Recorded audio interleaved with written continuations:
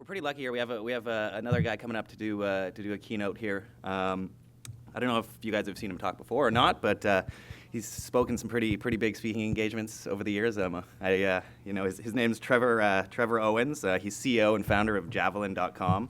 So he's creator of the Global Lean Startup Machine Workshop series. Is that right? Yeah, that's right. Yeah, and he's also author of best-selling book, The Lean Enterprise. So it's a best-selling book on Amazon. So he's going to come and talk about some stuff. So here's Trevor. Great.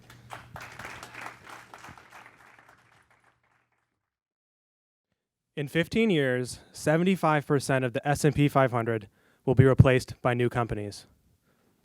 What this means is that if you are a new parent today, by the time your new son or daughter reached high school, all of the most successful companies that we knew when he or she was born will have been surpassed by companies we probably haven't even heard of yet. So this was the conclusion reached by Dr. Richard Foster of Yale University. He studied 100 years of stock market data. And what he found was that over the last 50 years, the average amount of time that the world's most valuable companies spent at the head of their industry has decreased dramatically, from 60 years back then to less than 18 years today. So just to give you an idea, here are some of the companies that have fallen off the S&P 500 list since 2002. And you'll notice we recognize a lot of these names. They're from every industry, including technology. Here are the companies that have replaced them. Another names we recognize. We've almost forgotten how new some of these companies like eBay and Amazon are, because how integral they've become to our lives. Now, while this trend has been happening over the last 50 years, a more recent phenomenon has happened in just the past 10. The startup renaissance. Never before have so many companies reached billion-dollar valuations so quickly. In fact, when I gave this presentation just a few months ago in London, the number was 100. And in fact, I checked this morning, it's actually 150 now. And I didn't even have time to update the slides because they're growing so fast. And there's hundreds of other companies that haven't hit the billion-dollar threshold mark yet. A year from now, we could be in the mid-200s. Combined, these companies have created $500 billion in value starting from nothing. So what an incredible time to be alive. While many things have led to this, the primary driver in this phenomenon has been economics. Never again will it be as expensive and as difficult to start and grow a company as it is today. Right? Over the last 20 years, starting a new company, growing a new company, the prices have gone down exponentially because of the internet. And this decrease in overall risk has led to a massive increase in venture capital financing going into the sector. Over the last 10 years, venture capital financing has increased more than tenfold. And this past quarter, it was a record high. And it's going to continue to go up. So the combination of incredibly favorable economics and tons of available capital has created a great environment for startups. But some of the world's smartest enterprises also see an opportunity for themselves. Why shouldn't they benefit from the same economics that startups do? In addition, they have a vast network of talent within their employee base. And probably best of all, when you take the amount of money that corporate America has in cash, not only is it bigger than all of Silicon Valley combined, it's an order of magnitude bigger. So there's a tremendous opportunity right now in the enterprise. And at the heart of this opportunity is a new kind of innovation, which is fundamentally different from what companies have been doing for the last 50 years. In the next 40 minutes, I'd like to share with you this opportunity and also give you the tools that you need to implement it with your company or with your clients. Okay? So as I mentioned, at the heart of this opportunity, the core idea here is that there's two different kinds of innovation which are fundamentally different. The first kind is sustaining innovation. This is the kind of innovation companies have been doing for 50 years. This involves making small improvements to our existing products to deliver better performance to our existing customers at a lower cost. Think of a new flavor of Coca-Cola, a new flavor of toothpaste, a new design of sneaker, a new kind of insert whatever our company does today here. These type of innovations target our existing customers, I mentioned, and they're largely predictable. Okay, that's why companies are so good at it, and startups don't compete on this level. On the other hand, we have disruptive innovation. This is what startups do. They come up with fundamentally new products with the goal of being 10 times better, 10 times faster, and 10 times cheaper than what's already in the market. Most of the time, these innovations open up value to entirely new sets of customers that don't even have access to the existing industry. And they're very unpredictable, very uncertain when it comes to this type of innovation. If you think back to when the iPhone was first released, how many experts in the space said, Apple is not going to be successful. They're not a phone company. I love my BlackBerry. This physical keyboard, I'll never give this up. Right? Everybody said that the iPhone was a bad idea. And so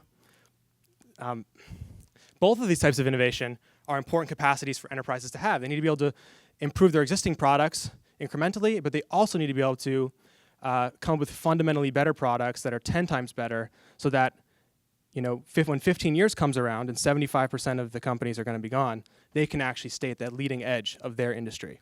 Now, inside every enterprise, the struggle is to adopt practices to foster disruptive innovation. And while the smartest enterprises, there's brilliant people that are working hard at this, and they're starting to win internally and change the culture internally, it's very difficult. And if you're trying to do this at your company today, you know firsthand. So let me explain to you why it's so hard. Because inside every company, there's an old way of thinking about what our priorities are, and this disruptive innovation capacity is being driven by the new way of thinking. So when it comes to the old way of thinking, sustaining and disruptive innovation, sustaining innovations are small improvements, and they offer quick revenue by probably next quarter. Remember, most of the world's largest enterprises are publicly traded. So that means that Wall Street biases them towards the short term. Corporate executives are always concerned about what results am I going to get next quarter. When it comes to a disruptive innovation, it could take 10 years to reach maturity. Right? The average corporate CEO tenure is only 5 years. That's half as long as it takes to be successful at this. The average corporate executive role is about 2 years on average. So it's not really in anyone's time horizon. Not to mention, sustaining innovations are very high ROI. We are, growing our billion-dollar business by 1%. That's a lot of money, right? That's a lot of increased value. Not to mention, we're building on top of technology we've already paid to develop, customers we've already paid to acquire, and we're building on top of other people's ideas in the company. It's awesome. When it comes to disruptive innovation, we're actually trying to tell people in the company that their ideas are inferior. Right? We're potentially cannibalizing revenue, threatening thousands of jobs. That sucks. It's terrible. So you can see why companies have not wanted to do this for the last 50 years. And it's not really until today, in probably the last 5 years or so, that we're at the very beginning of this change. And this change is being led by this new way of thinking. In the new way of thinking, sustaining innovation is very short-lived. There's only so many different flavors of toothpaste you can come up with, or so many features you can add to your product before someone comes out in the market with a 10 times better product and completely sidelines you. On the other hand, disruptive innovations offer huge upside. They could take our entire company to the next level. The iPhone, right, one of Apple's newest products, represents 55% of its revenue. iPads represent 25%. Laptops and computers, 11%. Only 11%. That was their core business 10 years ago. So disrupting innovative can take our company into entirely new markets, bring us new shareholder value, new earnings that we can invest back into the company. And sustaining innovations are just kind of uninspiring. I mean, how many of our customers want to hear about a small change in the status quo? How many writers and media organizations want to write a story about a small change to one of our existing products? Disruptive innovations promise to take our employees, our customers, and society into the future.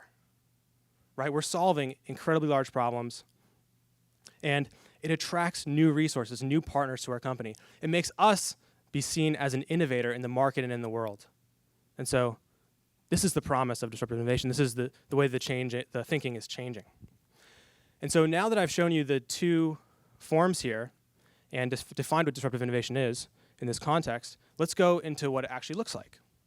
This is a graph called the startup curve. It was originally created by Paul Graham, the founder of the Accelerator in Mountain View, Y Combinator. And he said, every successful startup follows this pattern.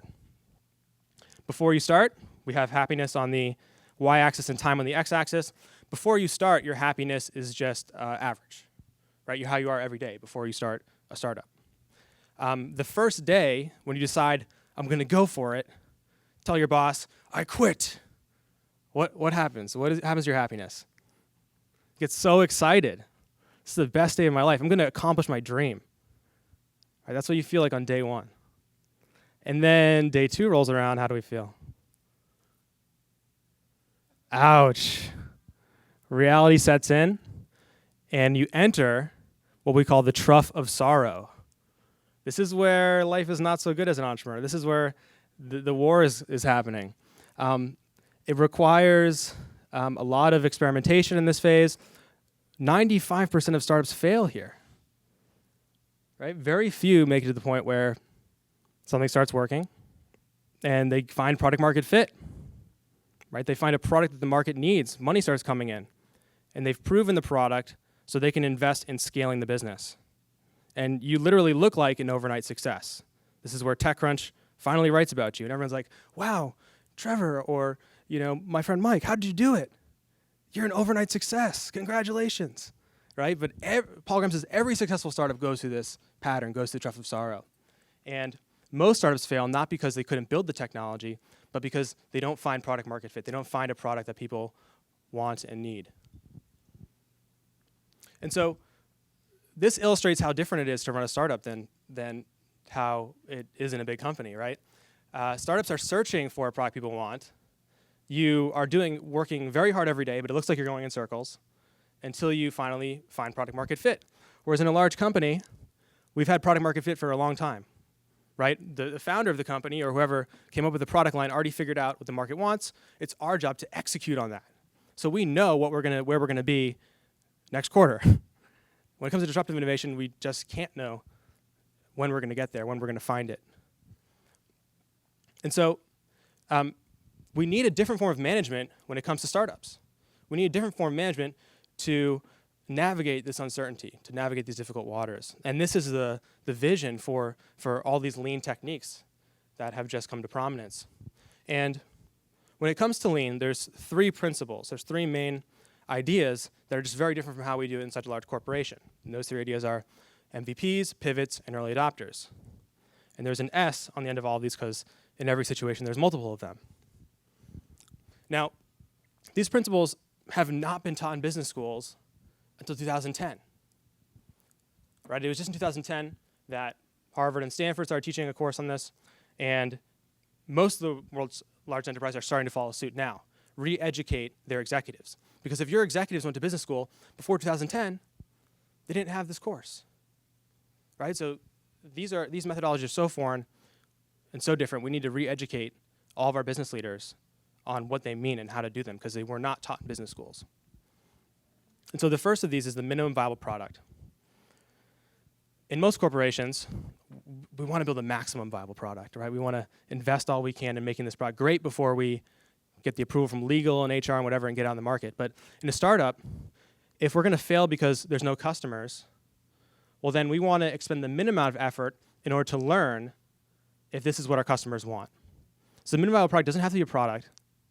In fact, there are three methods you can use before writing any code that can lead you to understanding your customers and building a product that they want.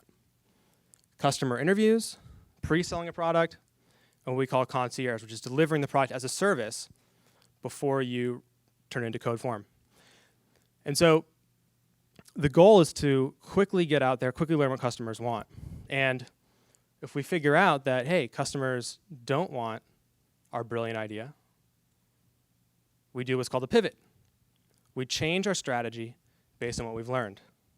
And a pivot is a little hard for some people to understand because most of the time it's a good excuse for being lazy, right? Oh, we're changing our idea, we're pivoting. But a pivot, by definition, is changing your strategy based on learning in the market. Okay, so you can't pivot unless you're actually getting out there and learning that your plan is not viable. And the interesting thing, the reason why this is a principle, is that every successful startup with very, very few exceptions, has had a pivot over the course of its history. So Instagram started as a location-based social network. It pivoted into photo sharing. Twitter started as a podcasting site. PayPal was payments over the Palm Pilot. Groupon was an online petitioning website, online voting website, and YouTube was a dating website. All of these founders went to market with something they thought was the best idea in the world, and they learned that, oh shit, our customers don't want this. And so they didn't double down and say, oh, we're going to educate the whole market. They said, okay, what's great about what we're doing? Let's double down on what's working. And every media organization wants you to believe that they had a plan. There's so much revisionist history when it comes to these companies. But if you dig down and find the true story, there's always a pivot where they thought they had the best idea, didn't work, and they changed. And they persevered by changing and experimenting. Okay. So the third principle here is this idea of early adopters. When it comes to doing lean, we don't care about market research. The reason we don't care about market research is because market research tells us where the market is today. What we're interested in this process is to understand the early adopters, the people who are at the leading edge of the industry, the people who have a pain so good, so great, that they are willing to go with a buggy product. They're willing to go with a minimum viable product. And they understand what tools are in the market. They understand why these tools aren't good. And they're going to help you, give you the vision to build something that will be where the market's going to go in the future. So this process is all about predicting the future. It's not about understanding where the market is today.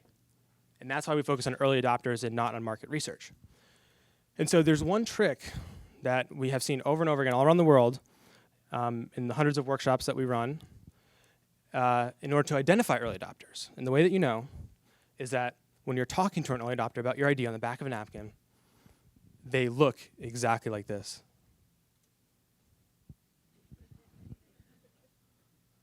Cookie Monster. When you just tell them about how you're going to solve this problem, they've had this problem so bad for so long, they're like, oh my God. They start to foam at the mouth, right? And their eyes go wide open, and if you're walking away, they're going to grab you by your shirt and say, wait, how do I get this product? I need this. And so we've seen this all over the world. And if you don't have these early adopters, then your product cannot succeed in the market. It's just the clearest indicator that you cannot be successful is if you can't find any early adopters. That's not to say that your product could never be successful in some strange world, because that's what entrepreneurs ask me all the time. Well, I can't find early adopters, but could this succeed somewhere, somehow? And it's not about that. It's about, can you execute on this idea and find these early adopters? And so these are the three principles, the MVPs, pivots, and early adopters. And when we want to do these in an enterprise context, we can't just copy and paste. It's not that simple. I wish it was. I've been working with enterprises for years, teaching them this, and I wish it was just easy just to do it in the enterprise. It's not, right?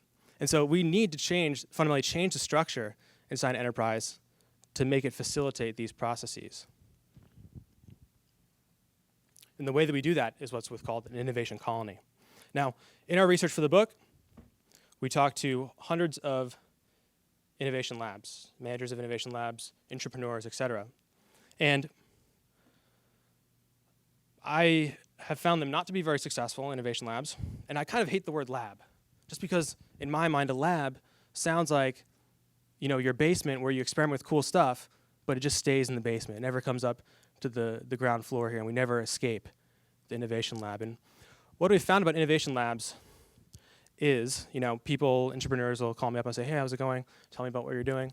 They'll say, yeah, well, we want to be like Dropbox. We want to be, create this great 10 times better product. I'm like, all right, this is how you do it. And they're like, but how does that make our existing business units 1% better? Right? And so most innovation labs, if you look at the structure, they're set up where their money comes from the business units, right? And we talked about earlier how the old way of thinking is to protect all those resources, that old product that you have, right? So there's essentially a moral hazard when it comes to innovation labs and the give and take relationship between them and the business units. And so that's why we came up with the innovation colony concept. And I think the most visceral reason for me as well is because, I met so many incredible entrepreneurs, and I'm talking to them. They had great plans to go to market. They knew lean, like they knew it. They practiced it. They read the books. They could do it really well. And you know what? They were positioned to go to market and be extremely successful, right?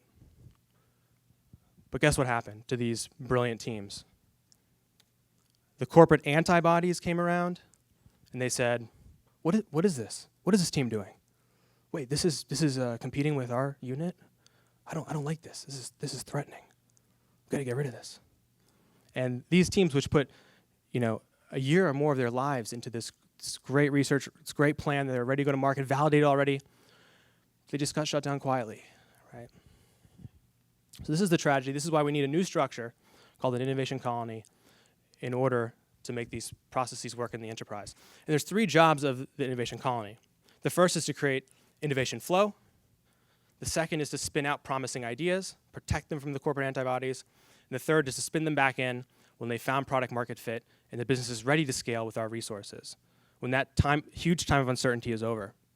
And so innovation flow. Innovation flow, it's a well-known rule in the venture capital world that 1 in 10 investments pays for all the others. All right, so if you look at venture capital portfolios, 1 in 10 investments is going to give you all the returns. And so venture capitalists, their job is to make 10 investments so that 1 can be successful. And when we go earlier stage, like we're incubating new ideas, the number of ideas we need to invest in is even larger. If you look at Y Combinator, they've made over 1,000 investments, and one of those investments is worth more than all the others combined. Airbnb is worth more than Dropbox and all the others combined. If you go down next to Dropbox, their second most valuable company, it's worth more than all the others combined. And the pattern pretty much continues throughout their portfolio. And so how do we do this in a large company? How do we get 1,000 people pitching us ideas so that we can invest in them all and then one of them is going to give us all the returns? Well, I'm about to tell you. So innovation flow. So there's 3 ways that we can generate this energy inside our company. We have the employees, right? That's not the problem. The problem is how do we create the energy? And there's 3 main ways you do it. And the programs that we see fall into one of these 3 categories. I'll also tell you how Intuit has programs to accomplish these 3 goals. The first goal is always education. As I mentioned, this stuff wasn't taught in business schools until 2010. So we need to go through a massive re-education. And in all the companies that I've worked with over the years, I see that the biggest gap comes in the education level.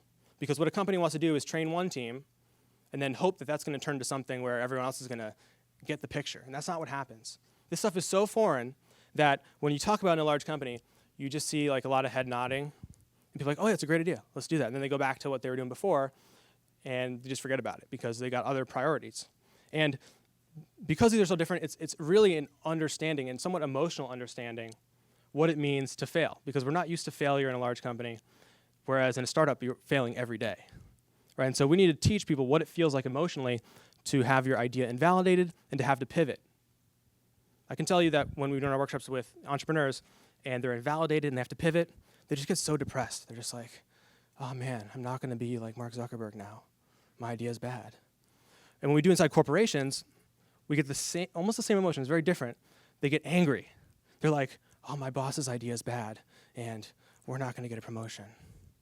Right? And so this is a very strong emotional reaction. I can tell you I've almost gotten thrown out of many workshops because people are like, Trevor, we've been working on this idea for weeks. How can my boss be wrong? So you have to get over that hurdle, that emotional understanding. And of course, that is what happens at the end of the day. When they come back the next day, they're like, wow, we get it, and we know what to do now. So you need to take people through that cycle where they can understand what it means, what uncertainty means. After you educate them, and the way Intuit does is they run boot camps on lean startup and design thinking, and they run workshops on ideation. Right? You need to teach people this way of life. You need to teach them how to brainstorm, how to come up with new ideas, and how to test them, what to do with those ideas, because that's not a part of the business school curriculum.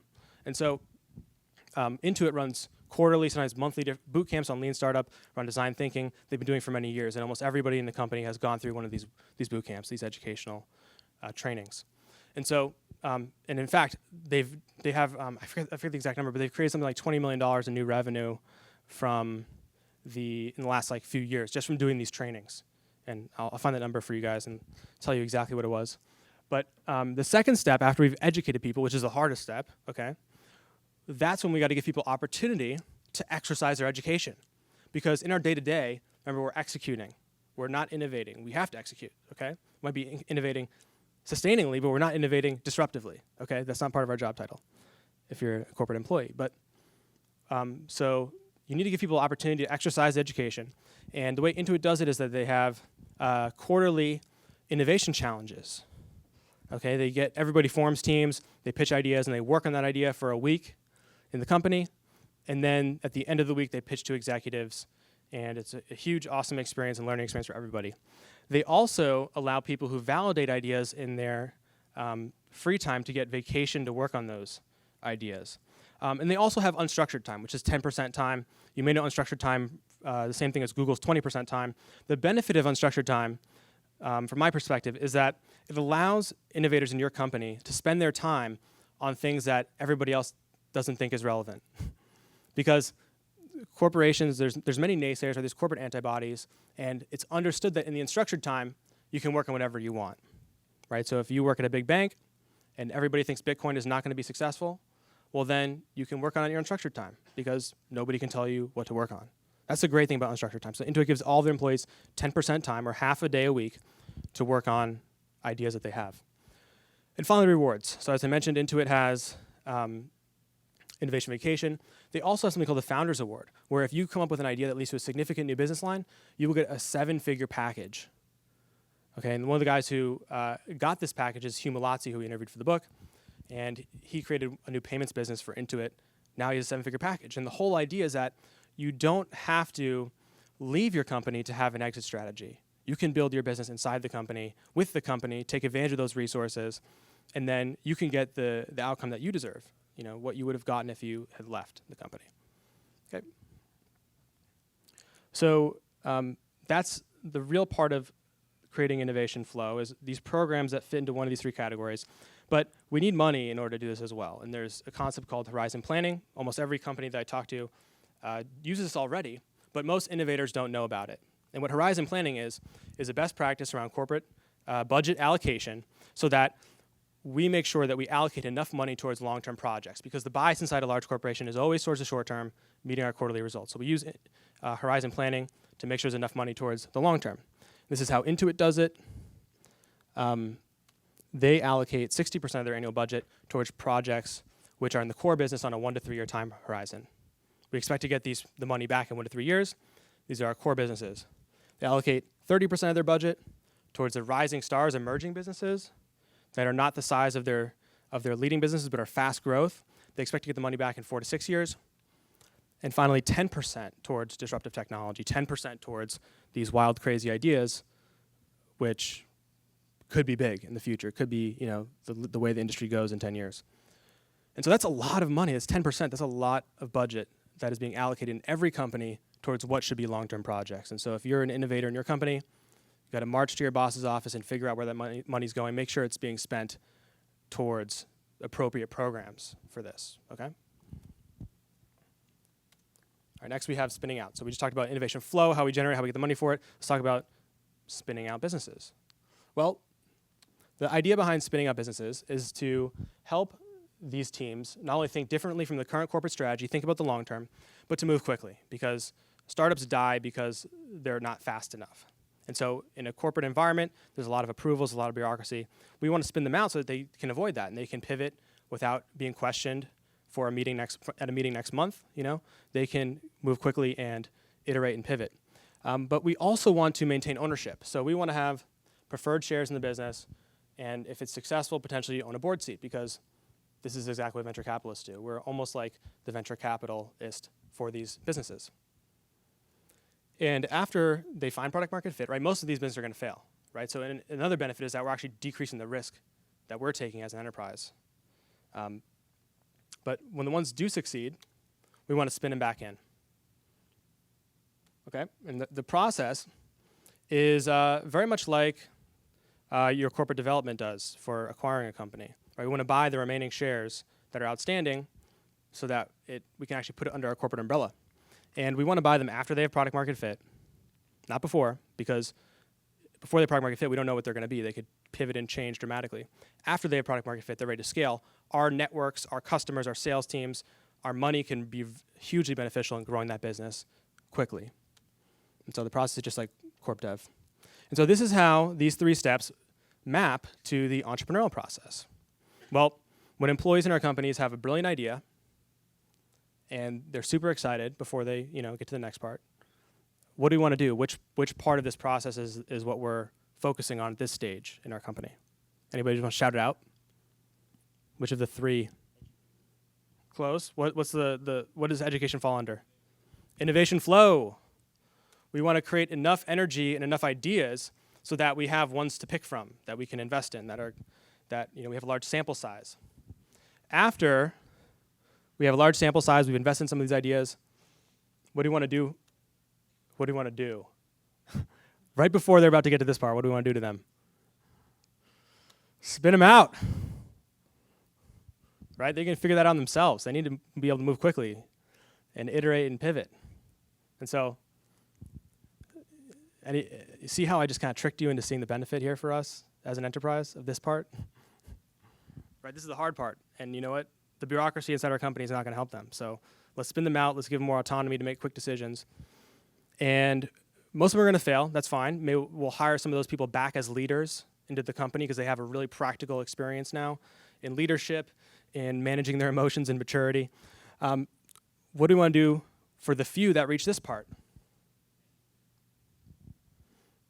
Spin them back in, right before they start growing and being, super incredibly valuable. We want to buy them when they've proven it, spin them back in so we can take advantage of that so that this can be a part of our future business. And I'll answer any questions right at the end. I just want to blast through this.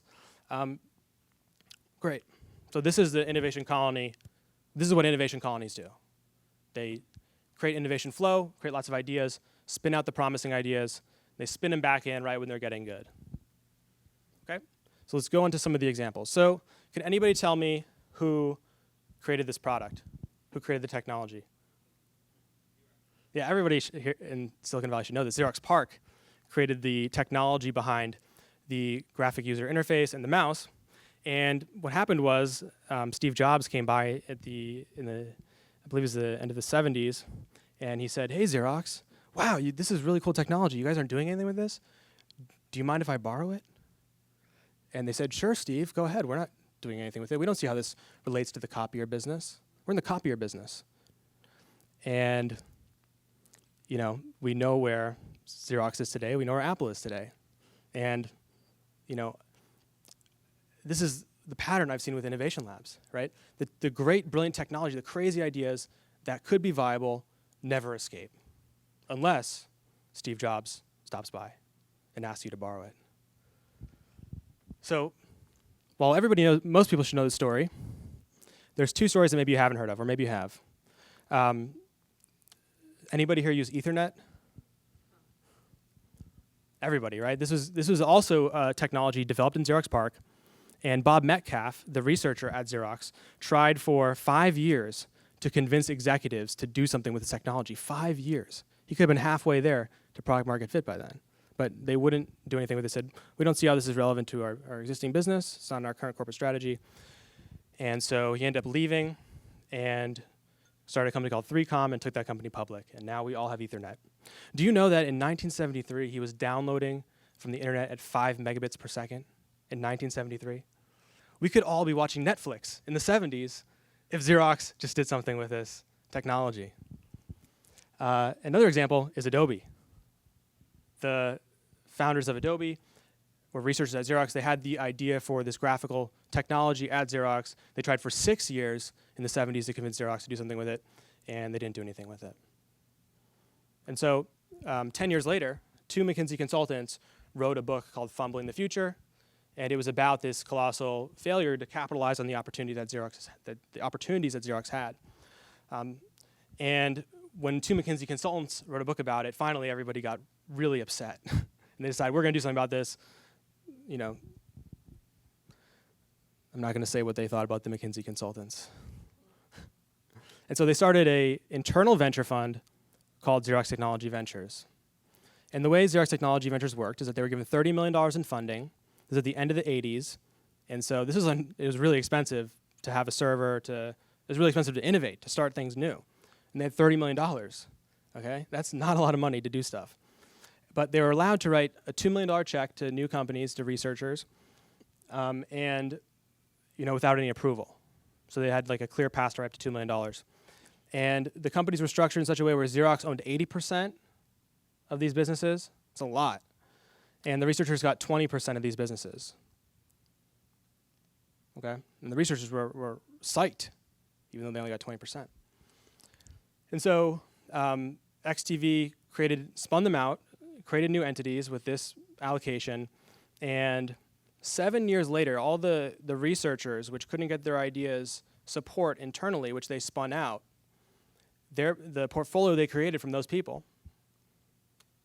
was worth more than Xerox itself in 7 years.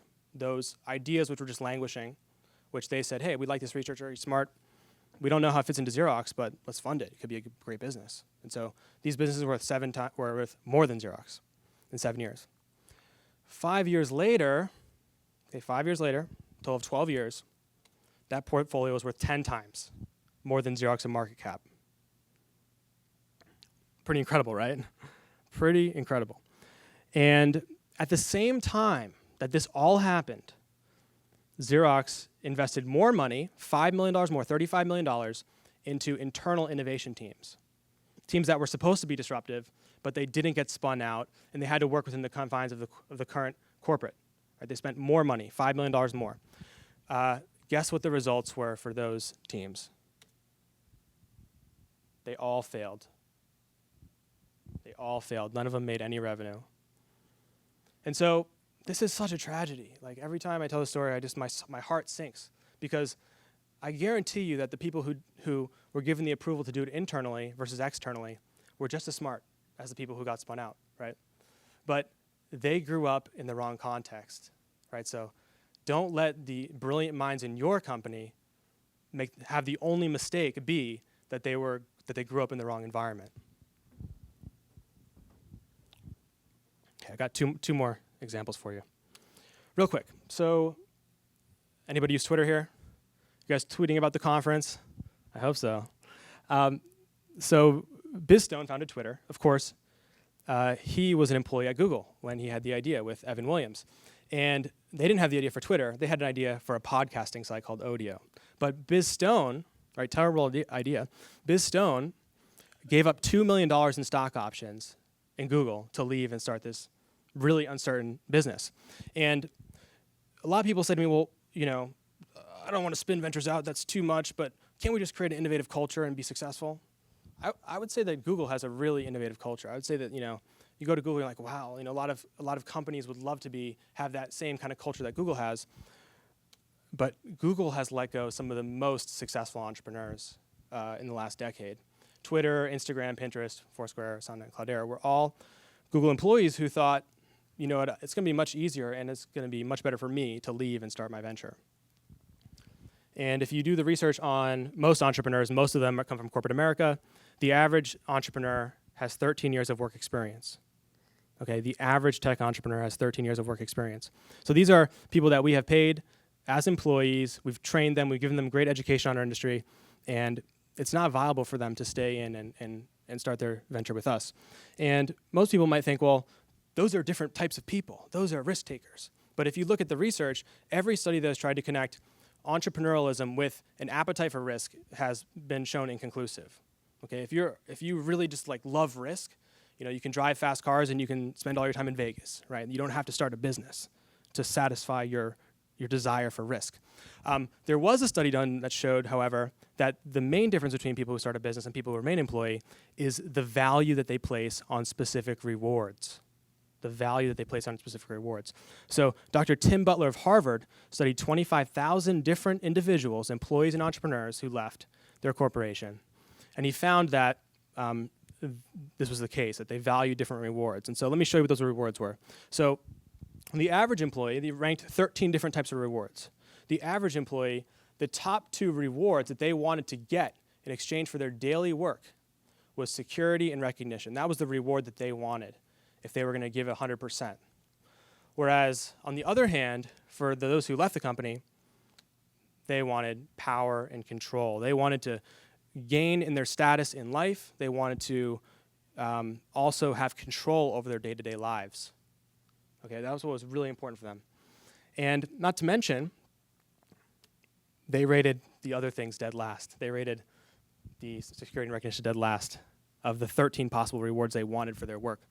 And these change over a person's lifetime. You know, the rewards that we want, what we want. It can happen to you late in life. It can happen to you early in life. And so we know as business leaders that we need to compensate salespeople. How? Do we give them 100% salary? No, we give them a commission on their sales. If we paid salespeople a salary, they wouldn't sell anything because there's no incentive. But why do we not give any of the entrepreneurs an actual stake in the outcome and the success of those businesses? It doesn't make any sense. But it's going to change. We'll see that in the future. We're going to change the compensation for entrepreneurs, just like we have changed the compensation in the past for salespeople to make them more effective.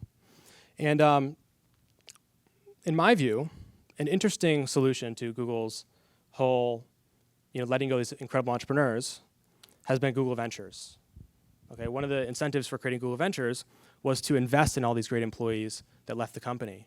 And if they're creating something great, we have an investment stake, we can integrate with them, or maybe we could buy them back.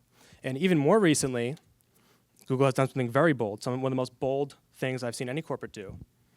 They've changed the whole company's name and the company structure. Google is no longer Google. Google is now a part of Alphabet, right? So that now the founders can focus on these wild, crazy ideas for AI and for, who knows, going to the moon, right?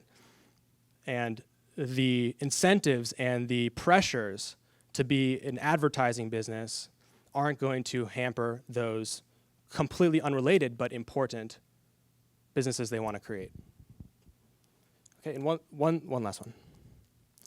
So it's since I wrote the book and been traveling around talking about it, when I first started, I used to get like food thrown at me. People were like, "This doesn't make any sense. This is a bad idea. I can't do this," and throwing food at me. And over time, I've seen that this community now and this movement is changing at a very quick, fast rate. And we're seeing that when I first wrote the book, there was almost no corporate accelerators out there. Now we're seeing tons of them created every day, where corporates are bringing in startups, investing as like an investor in these companies. And I want to talk about Microsoft's corporate accelerator because I think it illustrates the point of what I'm trying to convince you all of. Microsoft's corporate accelerator was funded with only $2 million. Okay, that's like the same amount you would pay McKinsey to fire a lot of people. Okay, and that includes operations and like a new office, and they're making $100K investments. This is very, very small amounts of money, and they're creating new entities, and this is Microsoft's. Microsoft owns 7%, and the geeks get 93% of their ventures. So that's why they're like have this giant grin on their face, because they get 93% of those ventures. And the whole point of the accelerator, generally speaking, as it's done by the main ones, is a 3-month program where the teams go to market, they get customers, and they raise money at a demo day at the end. Okay. In Microsoft's corporate accelerator, the $2 million they invested in these startups, those startups collectively then after raised a total of $20 million from outside investors. So you can see the $2 million they put to work allowed $20 million in capital to come into these businesses. And this is great. I mean, this is pretty much proven. It's also the average that you see in Techstars. I don't know about Y Combinator. It's a lot more money out here in the Valley, but the average accelerator run all around the world gets about $20 million raising capital. I think it's 75% of the companies. But in Microsoft's corporate accelerator, there was one team called Metrics Hub. And Metrics Hub, they were a team of former Microsoft employees. And one of the team leader, he had left Microsoft, saw the advertisement for the accelerator and said, "Wow, this is great. I love Microsoft, even though I left, and I can bring my business now into this program." So he applied, he got in, went back to 2 of his friends in the company, got them to quit their jobs, join him in the accelerator under Microsoft. And at the end of 3 months, they built a product, they got to market, and they had a term sheet from venture capital investors. Awesome, in 3 months, right? And so, but what happened with Metrics Hub is that the Microsoft executives loved the product, and it actually was very good strategic fit with their cloud business. And so they went to the entrepreneurs and they said, hey guys, why don't, you have a valuation, why don't we just buy you guys out? Because this would be really beneficial to our business. And the entrepreneur's like, wow, that's great. They got a small payout of a few $1 million, right? And for 3 months worth of work. Great outcome from the entrepreneurs, right? But the executives weren't angry that they had to pay all this money for the startup. They realized that in 3 months they could have never done that inside the bureaucracy and inside their company. And not only that, Metrics Hub formed a major part of the back-end dashboard for Azure Cloud Services, which is an $11 billion a year business, right? So they paid a few $1 million to get a huge benefit to their $1 billion business, okay, by spinning them back in. Okay, and this is the power of doing this inside your company. So this is the end, but I want to leave you guys with one thing, because now is a super exciting time to be an innovator inside enterprise, because, as I mentioned, you guys have way more money than all of Silicon Valley combined, and you have brilliant people inside your company. And now we're at the very beginning of this change. I'm seeing so much new ideas come into the space, and it could lead to some amazing things for our society. It could lead to enterprises putting resources behind solving huge problems that we all have. And so I believe that in the next 10 years, we're going to see more improvements of quality of life, more innovation, and it's going to be a great time to be an innovator inside a large company. But that is only if you guys, when you leave here, you go back and you bring tools like the ones I've showed you into your company, and you help those innovators, those brilliant people in your company, to be successful. Thank you guys very much.